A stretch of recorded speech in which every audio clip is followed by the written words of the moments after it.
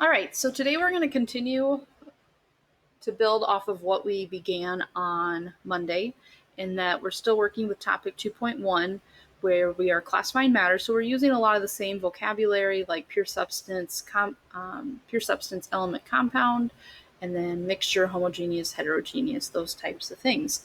What's going to be different though today is we're going to look at how to classify matter through an atomic level. So if we could zoom in and see these things at the atomic level, how do they look similar and differ in terms of how do we group them? And so, like I said, a particle diagram, it just allows us to basically draw a model or represent one of these subcategories with a picture. So if you remember an element, the key thing is that an element and a compound both are pure substances. So every piece of that relative to everything else has to be the same. So elements have kind of two types. They can be what's called monatomic or diatomic. And I mentioned that word monoatomic yesterday versus diatomic when we talked about iron versus oxygen, Fe versus O2. So for example, going off of that, if you take a look at iron, it's one of the many elements, most of them fall into this category, that are monoatomic. So one atom of iron looks the same compared to all others. So a particle diagram, we're just going to draw lots of nice, beautiful circles. So everything in this example, they're all the same color, meaning they represent the same element, and they are separated, meaning they're not chemically bonded to each other. So this would be what a particle diagram would look like for an element. Now we can change what we're talking about in terms of diatomic. So oxygen is a good example, O2. So oxygen, they're all atoms of an oxygen composition, but they're bonded together.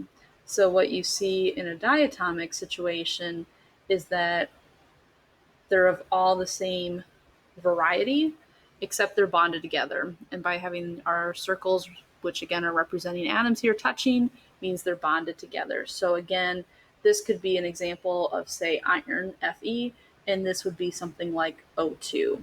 Okay, so monatomic versus diatomic. Compounds, the basic idea of a compound is it's a fixed composition of two or more different elements. So again, you can't just throw a bunch of elements together and say you have a compound. It needs to have a fixed ratio, meaning like water is always 2 hydrogen to 1 oxygen. That's always the ratio that we have for water. So if you have different colored pens, or if you want to shade them in different, that will be useful with this.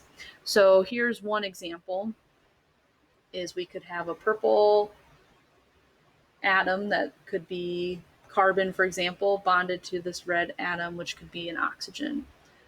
So I'm going to draw a couple red circles real quick while I have my pen on red. I'm going to swap it back to purple and add these to it. So every single piece is the same to one another, meaning it's pure, and they all have the same ratio, 1 red to 1 purple. So this could represent one compound. If we want to, say, draw water, I'm going to draw a couple of purple atoms floating around. I'm going to use that purple to represent my oxygen, and then I'll use green to represent my hydrogen. And we know water is H2O, so that means I need to have 2 greens.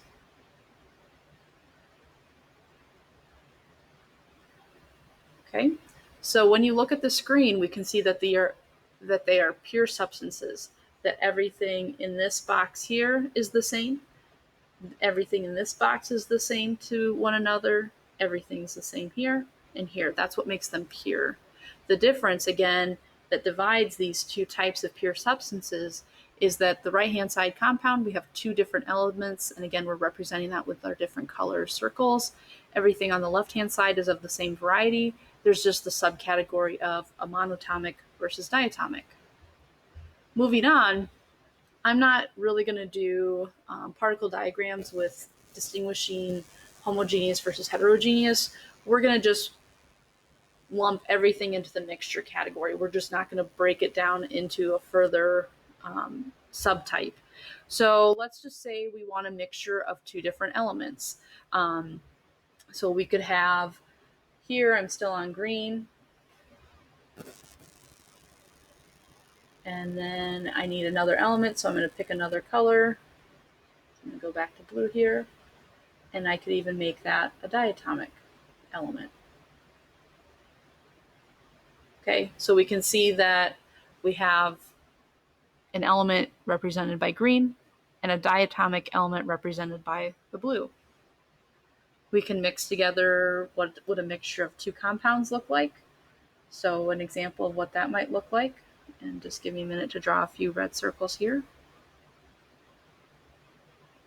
I'm actually going to go back and add to this, and then let me change my pen color. We'll go with that bright blue. We could have this and this. So what we can see here is that we have two distinct compounds. These two are the same to each other, and these two here are the same to each other. So we have two different ratios mixed together, so we have two compounds. And then the last would be just examples of something that represents elements and compounds that are mixed together. So I guess I'll just keep my black color ink for right now, and I'm going to just draw some individual atoms. And then actually I'm going to toss a couple more in here. I'm going to change my pen color over. We'll use orange here. So here I'm going to add an orange, here I'll add an orange, and I'll add an orange here. Okay, so we can see that the single black atoms are representing an element, and then the one that has black and orange, they're all the same ratio to each other, so that would be an example of a compound. I guess, let's see, I have orange. So I'm going to go ahead and draw some diatomic atoms. So this could be like nitrogen is N2 or oxygen's O2. Go ahead and change my color. I could have some blue here. Change it again. I'm going to swap to purple for this one. And actually, let's add this. So if you take a look, we have 3 purples to 1 blue. They're all the same ratio. So that's a compound mixed with an element. So here's just a general idea of some examples of what these potentially could look like. So here's a table that we can go through, and it wants us to do a couple things. So step 1, it wants us to identify if it's a pure substance or mixture. If it's a pure substance, we'll say it's an element or compound. If it's a mixture, it wants to know what's it a mixture of. So for example, in A, if you take a look, each piece is the same to the whole. So that means because everything's the same, that makes it a pure substance. We have 2 types of pure substances, elements or compounds. We can see that there's only one type of atom, so that automatically is going to make this an element. Okay, so in example 2, we have a little bit more going on. If you take a look, we have down here these groupings of 3, but they're all the same to each other. Okay, so it has these 3 black circles, so this means this has to be an element. And then if we take a look at here, this is going to use size as another way to distinguish, not just color. So we have this one large atom to these 2 smaller atoms. This piece is the same to all the other pieces. That is a compound. So that means example B is showing a mixture. And again, we're not going to worry about not element compound, but homogeneous, heterogeneous. But what's it a mixture of? This is going to be a mixture of an element and a compound. C is using size again. We can see that we have 4 larger circles and 4 smaller circles. So that's trying to represent 2 different types of atoms. So that eliminates element. And so if you take a look though, they're not bonded together either. So they're not representing a compound. They're not touching like they were up here in example B. So this is also going to be a mixture because it contains 2 different types of elements because we have 2 different sizes. In example D, we can see 2 different colors, but we can see that this piece is the same as all the other ratios in the diagram. So we have 2 different types of elements. they're touching, representing a chemical bond, and they're the same to each other. That means that this is a pure substance and a compound. If you want to take a minute and pause the video, fill out the rest of your note page, and then compare your answers just to see if you're understanding how to do this or not. Moving on to example E, we can see that it contains black circles. They're all the same to each other. They're not touching. So there's only one type of atom in it. So pure substance, it's an element. In example F, we can see that we have two atoms touching. They're of the same size and the same color. That means this is a diatomic element. If you take a look, these two pieces here, we have two different colors. So that means we have two different elements. So that makes this a compound. So this example should have been identified as a mixture, and it's going to be an element and a compound that's combined together. We kind of see the same thing here. We have that diatomic again, two atoms of the same type touching, so I'm going to label that as E, an element. I notice that here I've got, and I think these, maybe the picture got mixed up. I don't think this is supposed to be one compound here, but I think it's supposed to be 5, and this just got too close together when the individual made this particular setup. So we have 5 of these. That's the one white atom to the one black atom. So this is a compound.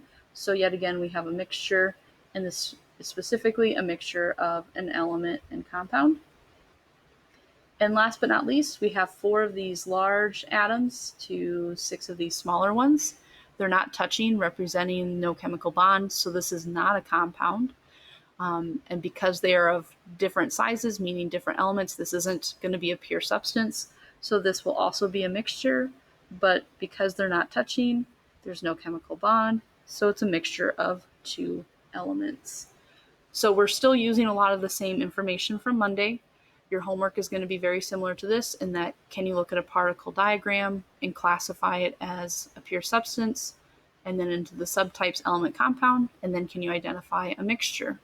If there was anything that you found confusing, feel free to watch the video again. Feel free to reach out to me with any questions that you may have.